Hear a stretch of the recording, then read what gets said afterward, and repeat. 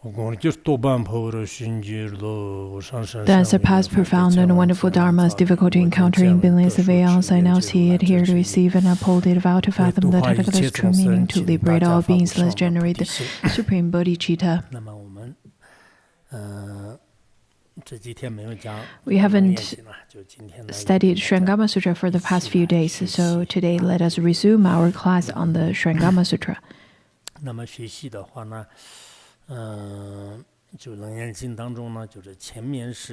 In the Surangama Sutra, we had already studied that Venerable Purna asked questions to Shakyamuni Buddha. According to some commentaries, there are 4 main questions he posed to the Buddha. These are the 4 main questions addressed in this chapter, and one of the most important questions is that where does the ignorance come from? The Buddha replied by giving the example of a mad person and asked Venerable Purna, where is the source and the beginning of this deluded mind, of this insane mind? And then Ananda also asked the question to the Buddha. You probably remember that Ananda asked, since the Buddha had already taught on how everything is a production of causes and conditions, which is quite reasonable, because Venerable Ananda himself, as well as Shariputra, Madhgalayana, and Shruputi, and a great numbers of the noble ones had attained realization because of the teachings on causes and conditions. And that's how the ignorance ceased for them and attained the noble fruition through the wisdom. But now, Ananda got quite confused, saying that you're saying that it is not of causes and conditions, it is not of production of causes and conditions, nor of spontaneity, which doesn't seem to be quite reasonable. And then the Buddha continued to give the example of Yajnadatta, which is quite a special person, saying that through this example, the Buddha taught that it is simply saying that the causes and conditions and the production of spontaneity are conceptual elaborations. Let's continue to look at the Buddha's explanation. He now says that is why I say that the 3 conditions ceasing to be is itself the Bodhi mind. The Buddha then addressed Ananda, saying that through the example of Yajnadatta, in fact, all of those insanity are completely deluded and confused. There is no beginning and no end. It is simply a conceptual elaboration. So now I'm speaking of the ceasing of the 3 conditions. From a vast point of view, we can say that the causes and conditions of animated and inanimate world, as well as causes and fruitions. But over here, the 3 conditions refers to killing, stealing, and lust. These 3 conditions ceasing could lead to the recognition of his true nature, including killing, stealing, and lust, can be of no abandoning and no accepting, no adapting. After eradicated such, then the true bodhicitta would be able to naturally manifest. And this bodhicitta is not a production of spontaneity. It is not a production that has production or cessation. It is not of spontaneity. It is not a production of causes and conditions. It is the most profound and ultimate bodhicitta. But Ananda thinks that it is not reasonable because he attained realization through the teaching of causes and how everything is a production of causes and conditions. And he doesn't agree that the production from spontaneity is correct because that is no other than the heretic's teaching. But then the Buddha continued to explain that the production through causes and condition or of spontaneity, or considering that there are something constantly existing in conventional truth, those are simply conventional. But in the ultimate truth, both of spontaneity and causes and conditions are simply conceptual elaborations. And then the Buddha continued to say that the Bodhi mind being produced and the mind subject to production and extinctions being extinguished is simply production and extinction. Over here, the teaching is that the Bodhi mind is not a product of causes and conditions. The true Bodhi mind is devoid of production and cessation. The true Bodhi mind does not have production nor cessation. The production and the cessation are comparative, or they are of each other's reference. There is no true production and cessation. There is simply of a convention. So the ending of both production and extinction is the effortless way. The production and the cessation has already ceased or extinguished, or you can say that both of them have been purified. That is the true effortless path. According to some commentary, it says that that which is surpassed of all, or in another word, that can devoid of all speech and thoughts, is what we would call as the great samadhi of Surangama, the great Surangama samadhi, the most ultimate realization and insight. So Ananda, if you think that it is simply of a production of causes and condition, then such kind of production and cessation are simply based on your deluded conceptual mind, and it is of a confusion. And then the Buddha says that if there is spontaneity, then clearly it must be that the thought of spontaneity arises and the mind subject to production and extinction ceases. That then is still production and extinction. If you agree to what the heretics proclaims, that it is simply a production of spontaneity, what does that sound?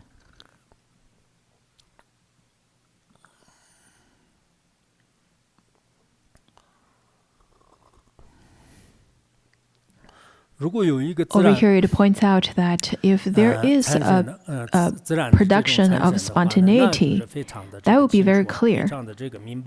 Then we would know that there is the production of the spontaneity mind. And if this spontaneity mind is existent, then the mind of production and cessation should be seized. This mind of production and cessation is no longer of effortless path. So this is also part of production and cessation. It is also a mind of production and cessation. But the Bodhi mind, if you were to say that this natural Bodhi mind is the cessation of the production and cessation mind, in fact, you are still saying that this mind that is of production and cessation is of the Dharma of production and cessation, is subject to the production and cessation. It is not of spontaneity. Because you're saying that this mind that has production and cessation, after it ceases, then the mind would naturally appear.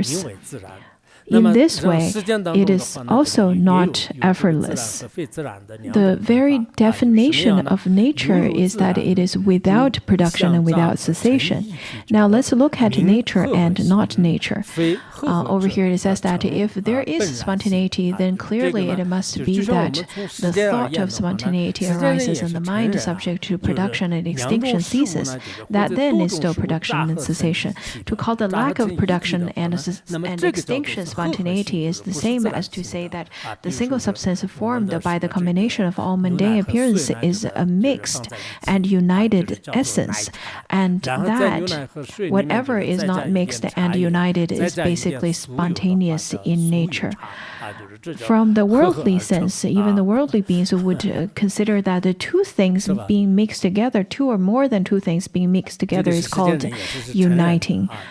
It is not nature. It is to put milk and water together, milk and tea together, it is called milk tea, and then to add a bit more of butter, then it's butter tea. It is a few different things adding together, combining together is called uniting, and that is not nature.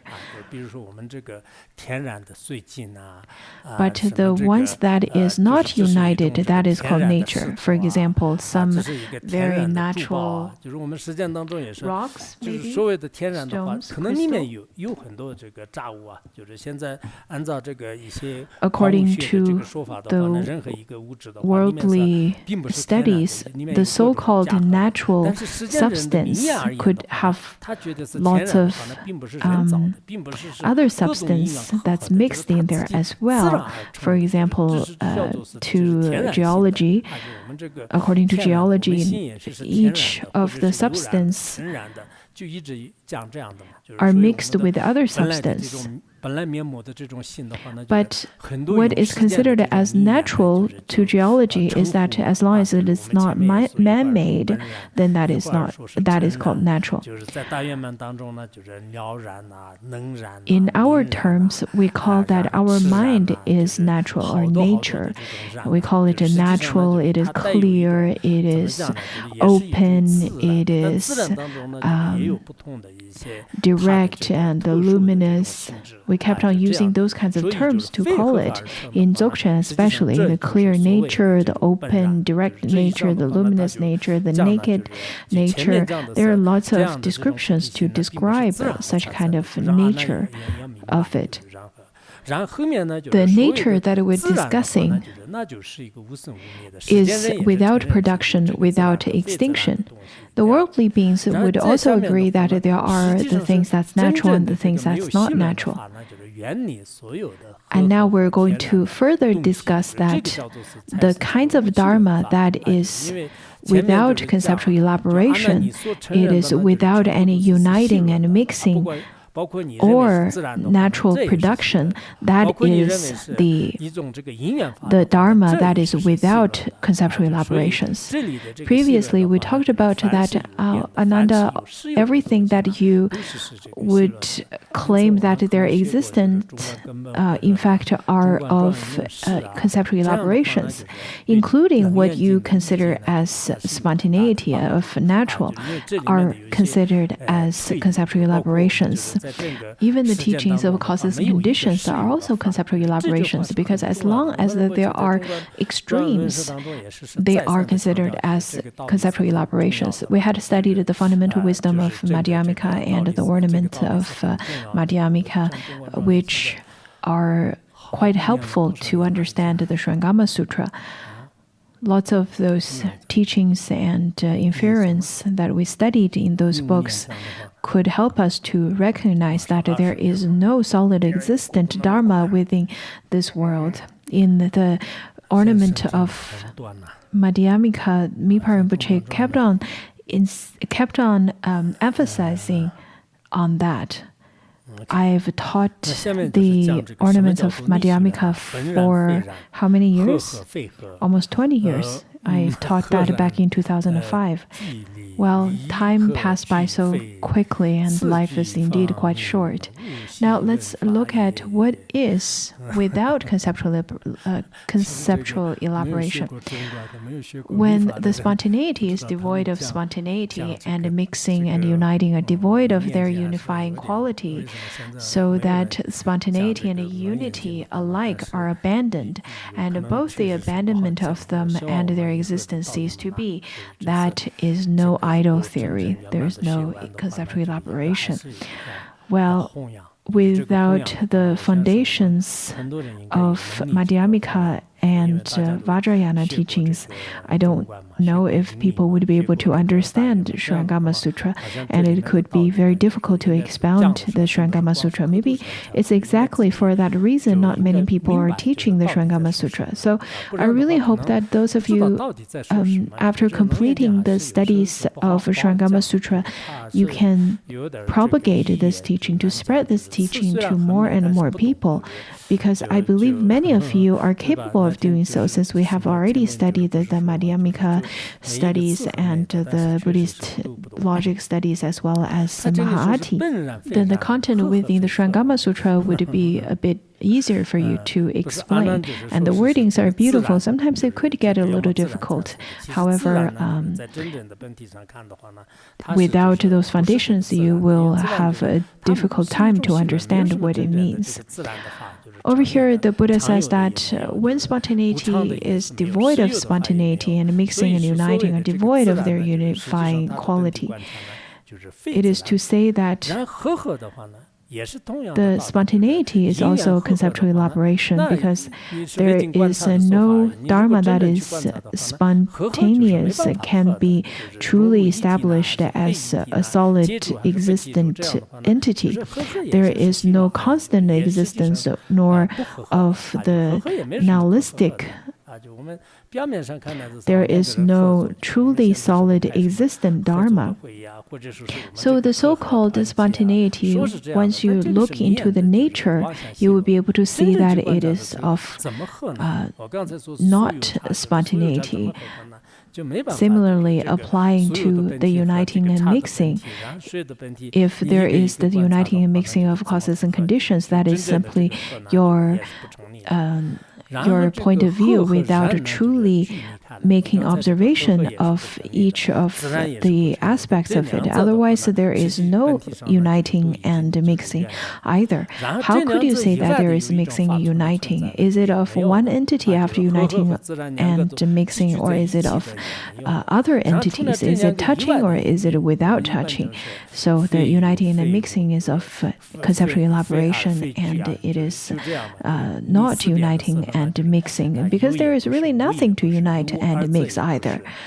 For example, when we make the observation of the butter tea, how could you mix the nature of the butter and the nature of the tea and the nature of the water all together? If you make such observation, there is no uniting and mixing.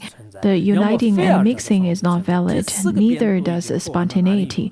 These two already parted from the actual nature. So other than these two, is there another existence, another dharma that is existent? It is not either.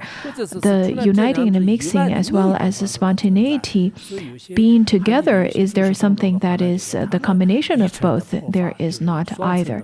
So whenever we talk about the neither existent nor non-existent, neither two nor not two, we're talking about parting from the four extremes and the 8 types of elaborations. After making such refutation of the 4 extremes, how could we find anything that can be existent in such a way? If we were to come to a conclusion that something is existent, then it has to have the existence in the way that it is existent, or it is not existent, or it is neither or both.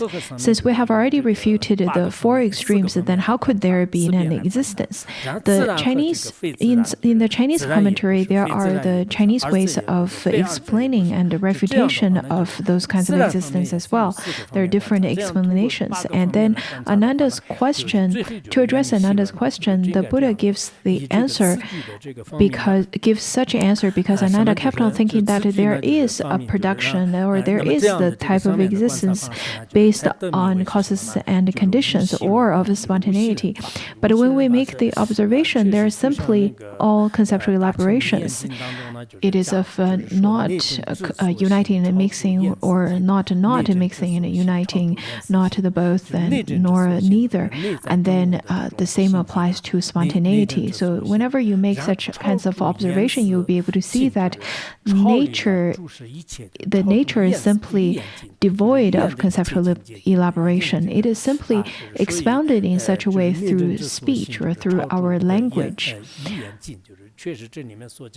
That is why, according to the Sacred Speech Sutra, Mahayana Sacred Speech Sutra, it says that the insight that is the inner realization surpass that of all the descriptions of language. Because the realization of such nature is devoid of the 4 extremes and 8 kinds of elaborations. And such kind of realization cannot be expounded and expressed through language. It could only be pointed to and to be represented.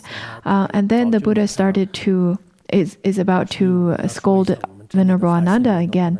Over here, I would like to especially address to our staff members.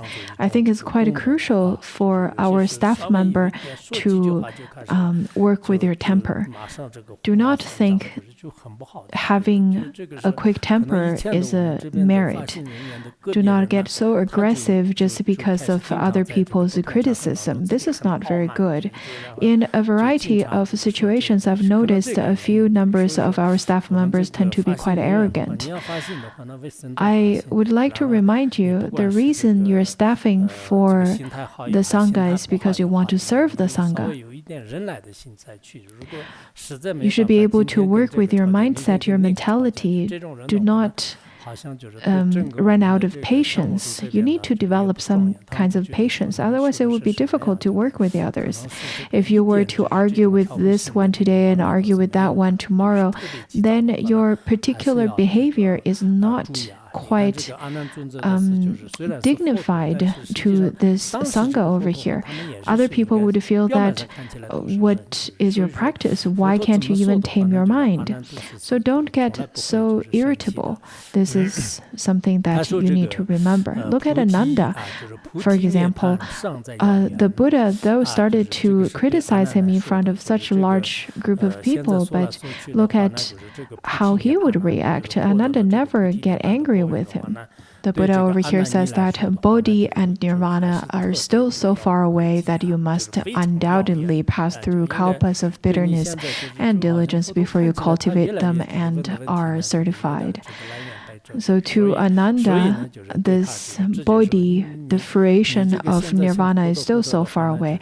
The Buddha said that, well, the questions you ask are so irrelevant. You can't even ask the questions that is directly hitting the key points. So the Buddha says that the Bodhi and Nirvana is still so far away for you. And then he continued to say that you must undoubtedly pass through kalpas of bitterness and diligence before you cultivate them and are certified. You can hold in memory the 12 divisions of the sutra spoken by the Buddhas of the 10 directions and their pure, wonderful principles, as many as the sands of the river Ganges, but it only aids your idle theorizing. The Buddha says that though that you have studied and listened to so many teachings, and though that you have this memory dharani, this dharani of upholding those memories and recitations of those sutras that's taught by the Buddhas of the 10 directions, the 12 categories of the sutras. All of those profound, vast, and pure teachings can be memorized by you clearly, and those teachings are just as many as the sands of river Ganges. However, those are not of benefit to you because those are simply conceptual elaborations to you. Many of you who are here, though that your study and contemplation are very good, but if you do not practice well, then you will be like Ananda for lifetimes. Maybe it is very much because of his habitual tendencies. He had been the kinds of scholars for lifetimes, and since he is the foremost in study and listening, though that he is quite prolific in such a way, his practice is not up to par. Just like some of you who can speak well but don't really know how to put them into their actual actions. Nowadays, we have so many talkers, but we don't have lots of doers. There are people who can make everyone really happy by their language, but their actions cannot match their speech. So the Buddha says to Ananda that though that you can remember the 12 categories of sutras, you're so prolific in such a way, and you can remember them so clearly, and you can memorize the sutras numbering the sands of Ganges River, but you don't have very good realization. This is quite crucial to all of us who are studying and contemplating. Compared to Ananda, I think many of us did not get ordained at a young age, and we have lots of habitual tendencies carrying through our worldly life. Though that we have a few years of study, contemplation, and practice, but this is really not quite prolific study and contemplation. Do not get so arrogant with it. Maybe you think that, oh, I've studied some of the sutras and shastras, but compared to the vast wisdom of the Buddha, look at the Tripitaka, the Tibetan Tripitaka that has 108 volumes. We probably studied less than 8. There are still 100 volumes there that we haven't studied. And the Buddha's wisdom are still in the storage of the scriptures of the Buddha's wisdom are still currently stored in the Naga's palace in the celestial realm, which far surpass in numbers than the ones that's kept in human realm in the Tibetan Tripitaka or the Chinese Tripitaka. We are not considered as prolific in such a way. So over here, the Buddha is not quite satisfied with Ananda's insights, saying that though they're very good at reciting those sutras, but since you have no realization, then whatever you speak of are conceptual elaborations. The Buddha says you can discuss causes and conditions and spontaneity and understand them perfectly clearly, and people in the world refer to you as one of the foremost in learning. The Buddha says that, well, you can understand these kinds of causes and conditions. You can talk about the co-emergent causes similar to its results, and all of those terms. And when it comes to the spontaneity, let it be a constant spontaneity, the spontaneity that is unchanging, you can speak very well of it. And people would revere you as the foremost in learning. Ananda indeed is considered as one of the 10 great disciples of Shakyamuni Buddha. He is of the foremost in learning. He is also quite diligent. In this way, we should definitely look up to him in such an aspect. But the Buddha scolded him for the reason that Ananda does not have any insights. And then the Buddha continued to say that you spend You've spent aeons upon aeons saturating yourself with learning, yet you could not avoid the difficulty of Matangi. Remember the Matangi woman? Though that you've studied for lifetimes and listened so many, though that you have such kinds of habitual tendencies, we also have class after class, day by day, and reading the sutras and shastras day by day. We don't really know what our past lives are, but in this lifetime, we've been studying a lot. But whenever you encounter something, some situations are presented to you, though that you listened a lot, but you cannot go through the difficulty situations such as encountering the Matangi woman. You have no samadhi at all. So in front of those obstacles and afflictions, that is how you faced it without real insights.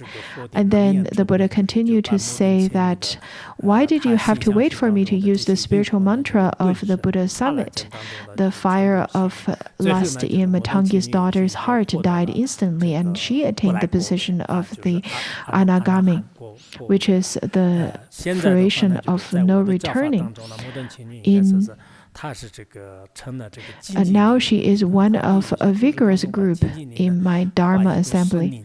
Some of the Chinese commentary depicted this vigorous group or this diligent practice within the Dharma assembly as a forest. There are lots of monastics practicing meditation within the forest, but maybe because my eyes doesn't perform well nowadays, I can't really recognize which one is the Matangi woman and how her diligence is depicted.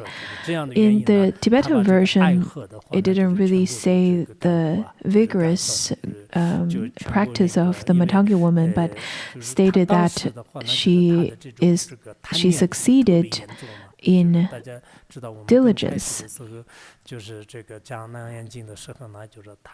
And then over here, the Buddha says that now she is one of the vigorous group in my Dharma assembly. The river of love dried up in her, and she was able to set you free. At the beginning of the Surangama Sutra, we studied the Sutra of the Matangi woman. Also, there's another translation called the Year of Tiger Sutra, where it talked about the Matangi woman had severe lust towards Ananda. Let it be sitting or walking, she kept on thinking of Ananda, even in her dreams and in reality, and all of her fantasies are all about Ananda. Other than that, she couldn't think of anything. So her river of lust was flooding, and that really burned her mind stream.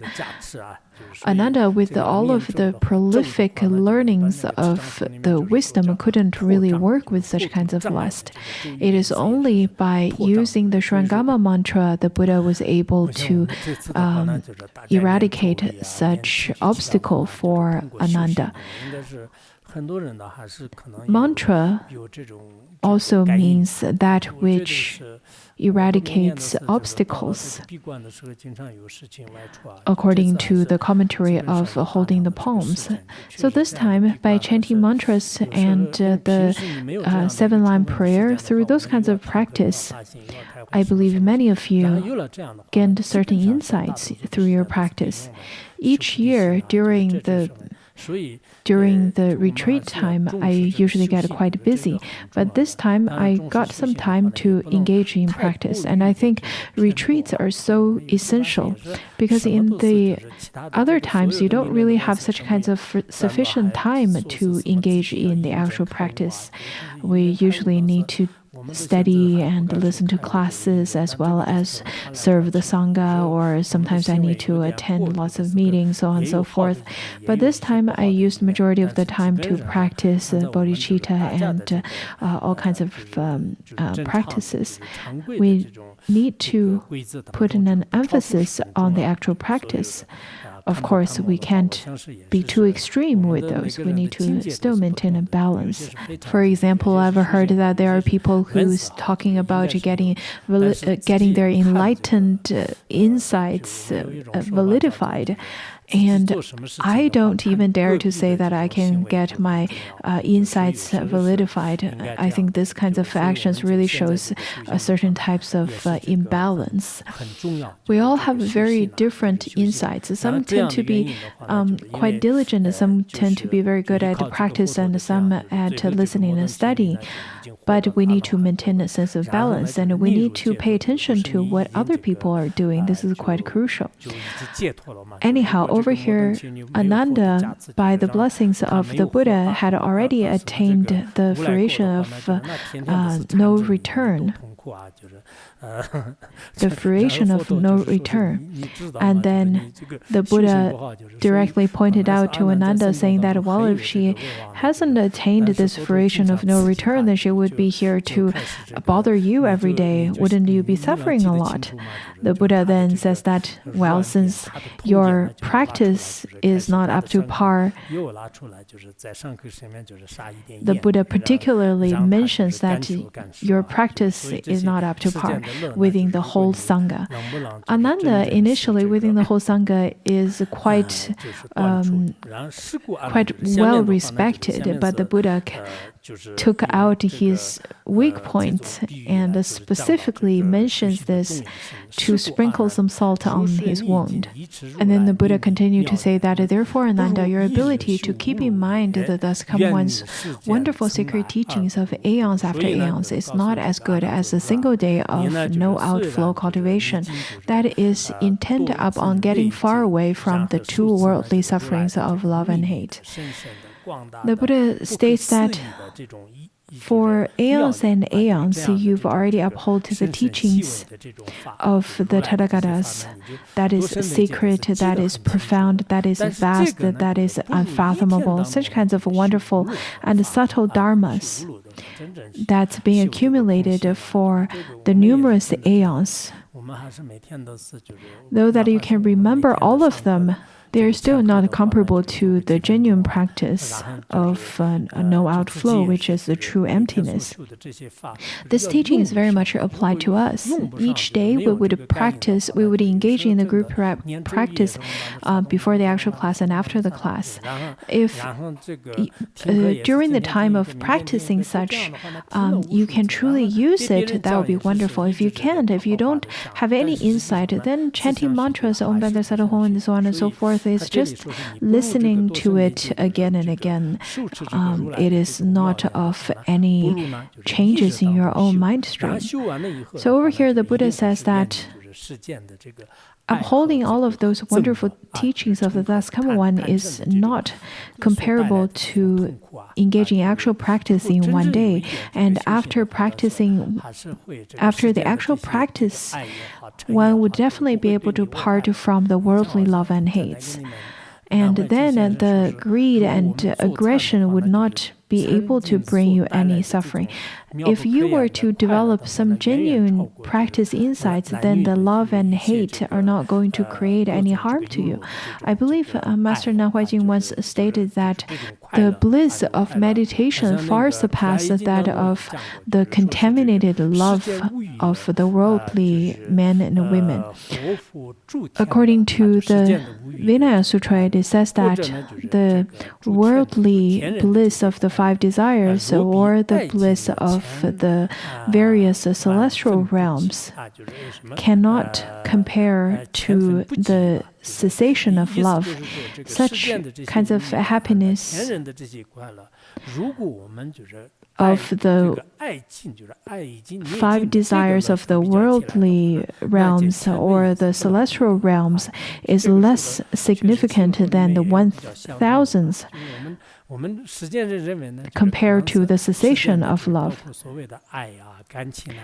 This teaching is very similar to the letter to a friend. The worldly people would think that the love and the relationship are really happy, and the worldly people constantly think that love is so great. Yes, it is great. It is also a source of great suffering as well. It is probably the biggest source to bring suffering within the human realm. It does bring happiness, but compared to the suffering, it is really insignificant. So the true happiness is through meditation and through the recognition of your nature.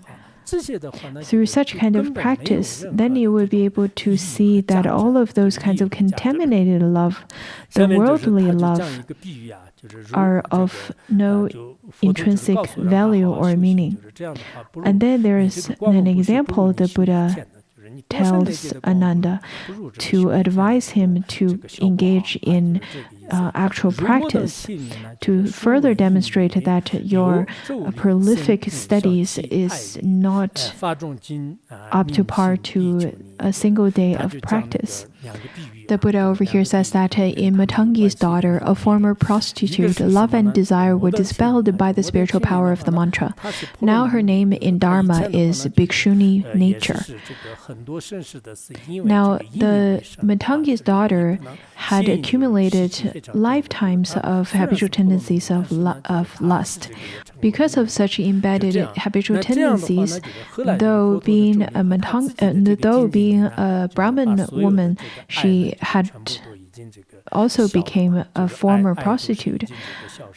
But because of the power of the mantra of the Buddha and her own diligence, all of the lust had come to an end, had ceased. That is why she is named as Bhikshuni nature.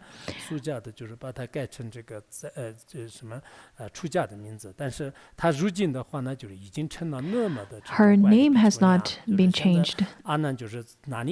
Now she has become such a tamed Bhikshuni.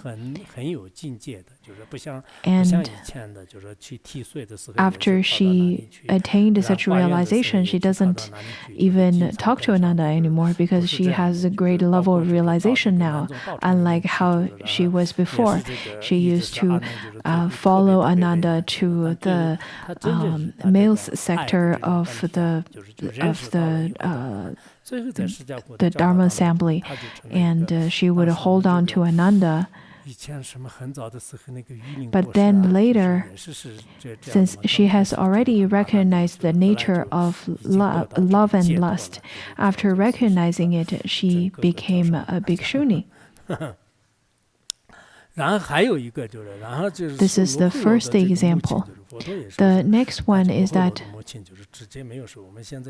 the mother of Rahula, just like how some of our lay practitioners would say, oh, this is the father of my child, this is the mother of my child. So the Buddha says that she and Rahula's mother, Yashodhara, both became aware of their past causes and knew that for many kalpas they had endured the suffering of greed and love.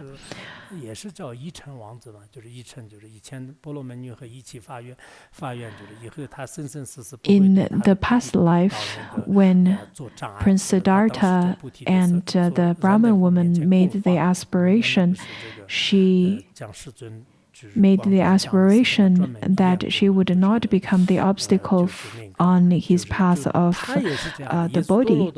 And he made flower offering in front of Buddha Dipikara. Yashodhara had come to the realization of her past life and for lifetimes endured great numbers of suffering because of love. For that reason, she started to engage in the actual practice and then received the prediction of enlightenment through the Buddha. Because they single-mindedly became permeated with the cultivation of the goodness of no outflow, they were both freed from their bonds and received predictions. The Matangi's daughter attained the fruition of no return and unfettered from the webs of afflictions.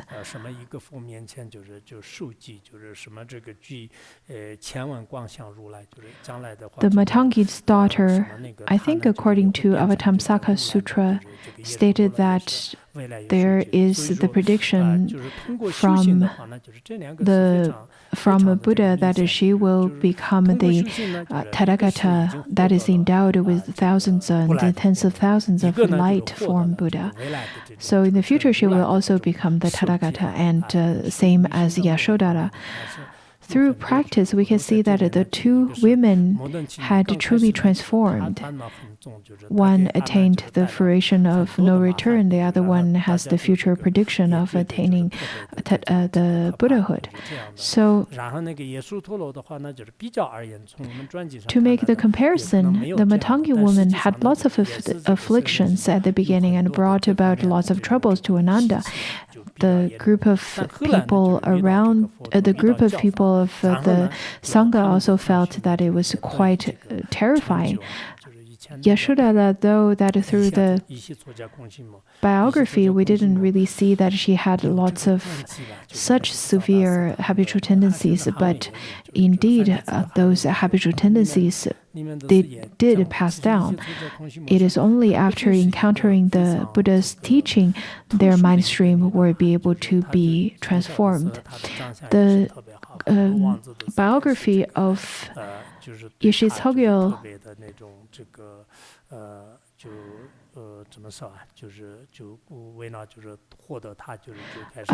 states that Yeshe Tsogyal was considered a very special woman.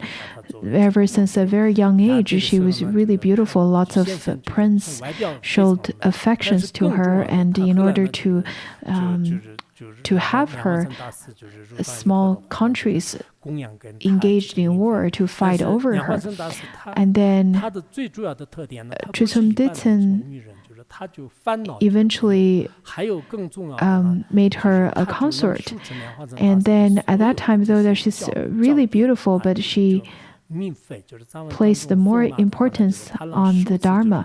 After Padmasambhava enters into Tibet, King Tritsum Ditsen offered her to Padmasambhava as a consort.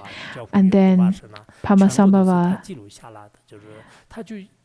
give the teachings to her, and she is not an ordinary woman. She doesn't have afflictions. And more importantly, she was able to uphold the teachings of Padmasambhava, as well as all the teachings. She was able to remember all of the teachings of Padmasambhava through her memory dharani.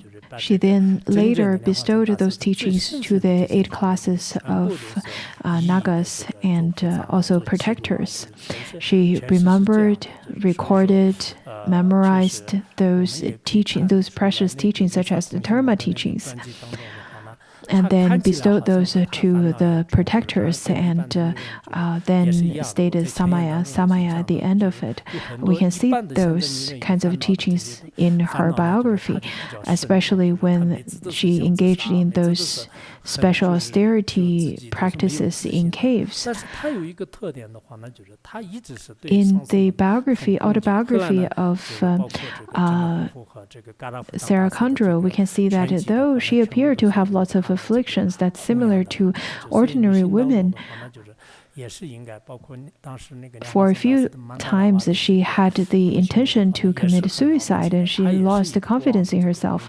But she has one particular characteristic, which is she had a great reference to all of the great teachers, including the Tsimra Toku, as well as Garna Tetong. All of those kinds of teachings were spreaded by her and propagated by her. Within the women practitioners, including Mandarava Kandroma, she's also a great practitioner. She was a princess of a king, but she had a great memory. So when it comes to the spreading of the Dharma, if some ordinary women with great afflictions, which could bring about great obstacles in the spreading of Dharma, these wonderful female practitioners had such subtle and detailed wisdom that could remember those teachings and pass down those teachings. On top of that, they do not have jealousy like the ordinary people and do not have the crooked mind. When I visited Harvard and attended a class of the biography of Yeshe Tokyo Kondroma, there was a teacher that was talking about the particular incidents where Yeshe Tokyo was raped by a few people, and after she was raped, she liberated those people who raped her. And then the professor gave an example of how ordinary people would react in those kinds of situations. And compared to the ordinary people's reaction, we can see that Yeshe Tokyo generated a great compassion, also liberated those people, which is extremely different than the ordinary women. Let it be men or women, there are lots of people who attended liberation and made a great contribution to the spreading of the Dharma. There are lots of women in our time who are considered quite extraordinary. For example, look at the queen who just passed away. During her 70 years of reigning, she worked with 15 prime ministers. We are looking at these female practitioners, looking at the Matangi's daughter and Yashodhara. All of those women are so great. And then the Buddha said that, why then do you cheat yourself and still remain caught up in looking and listening, in reading and listening? Why are you still cheating yourself by only studying theories? Look at those women who had a lot more of afflictions than you did before, now had already attained realization. How is it that you can't even attain the realization of no return? Aren't you ashamed of yourself? Master Oyi, according to his explanation, he stated that the practice of the Dharma of no flow is crucial. Without practicing in such a way, it is not meaningful to study vastly.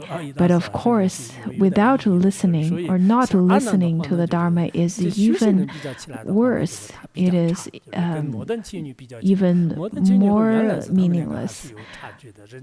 But look at Ananda compared to the actual practitioner, such as the Matangi's daughter.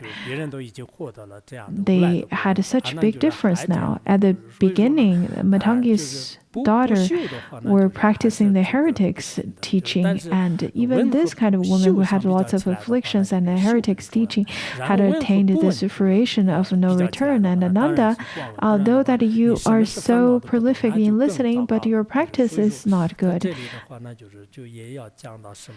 So over here it mentions that let it be men or women, whomsoever. It is crucial for us to study and contemplate and be prolific in such a way, but what's more important is to engage in actual practice. This particular retreat that we just had, I think most of you did quite well, though a small number of you didn't really get up in the early morning to practice in the first session because I don't see the lights on, or maybe because you can memorize all the chantings. I don't know. Well, let's stop here today.